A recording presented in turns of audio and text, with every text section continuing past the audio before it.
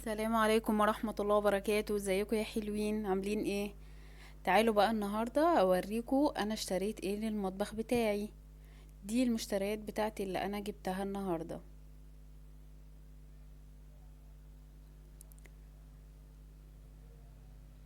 هو كل حاجة موجودة اي نعم في المطبخ، بس التجديد حلو.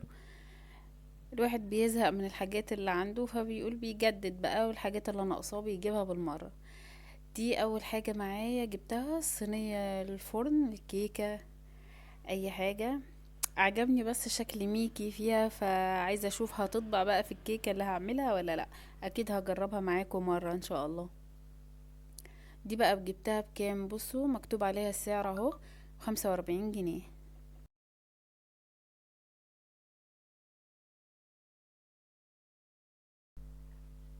ده تاني حاجة، طقم التوابل. هو موجود بيتهيألي في كل مطبخ دلوقتي، وانا كان عندي منه بس اتكسر. فاول ما لقيته جبته تاني، يعني شكله لذيذ، بيبقى شكله حلو كده في المطبخ. التلات الوان بتوعه، الاخضر واحمر واصفر. التلاتة جبتهم ب30، مكتوبة هي على علبة 30 جنيه.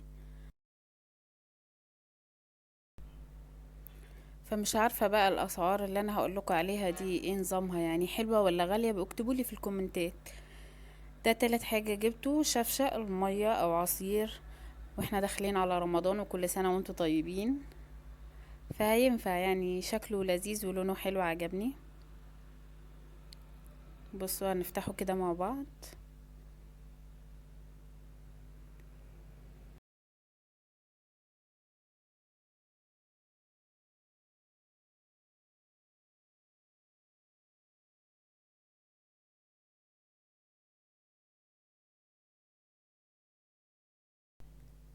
بصوا بقى، دول مجين كده صغيرين بالمعالق بتاعتهم.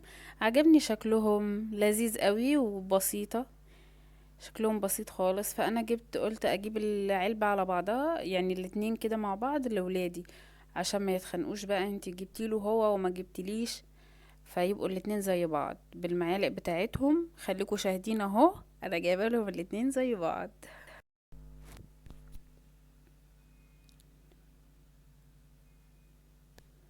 يلا نرجع كل حاجة مكانها. ايوه، نشوف اللي بعده. بصوا دي بقى اللي هي المسنة بتاعت السكاكين.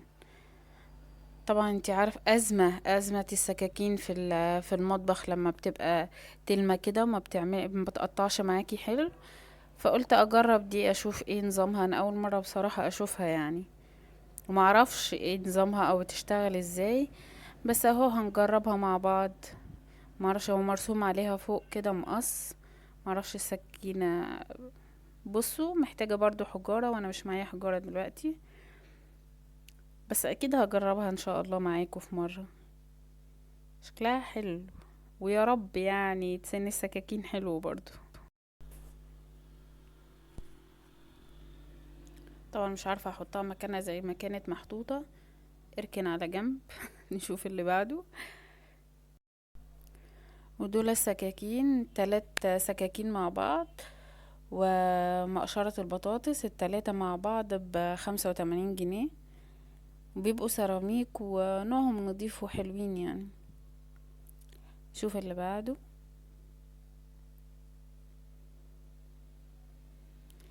السكرية دي،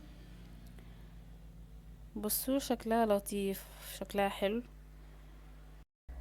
شكلها لطيف انك تقدميها لضيوفك.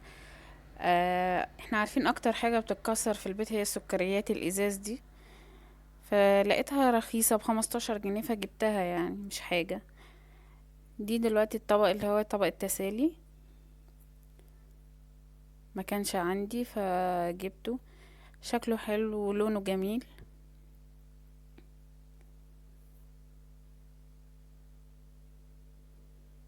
ب25 جنيه او 30، مش فاكرة.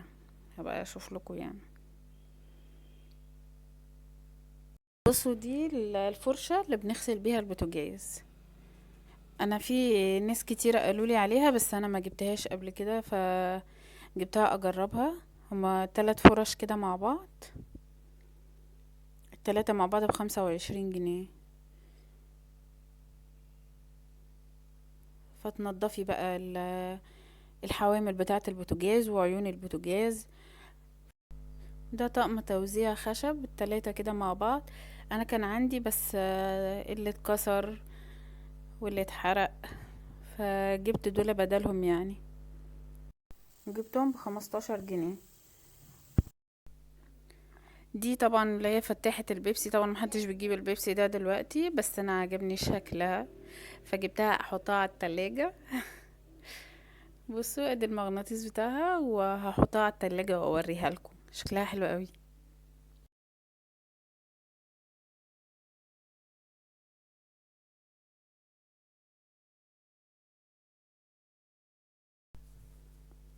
دي مصفى للزيت، لما بتبقي قالية بطاطس بانيه قرنبيط اي حاجة بتحطيها فيها بتصفي لك الزيت، فبيبقى افضل يعني ان انتي تحطيها في المصفى دي قبل ما تقدميها يعني.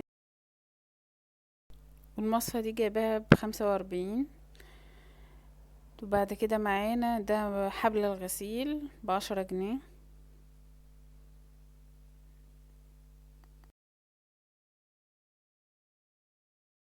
بصوا بقى ده اخر حاجة معانا، اللي هو الطقم التلاجة، المفرش بتاع الارفف بتاعة التلاجة، بتحافظ على التلاجة، انا بجيبه على طول. بصوا مكتوب عليه 12 بيس 12 قطعة. هفتح معاكم واوريكم.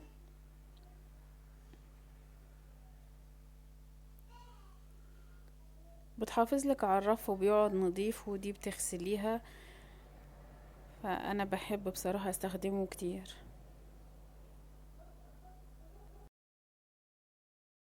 بصوا انا حطيتها على التلاجة، شكلها لطيف خالص.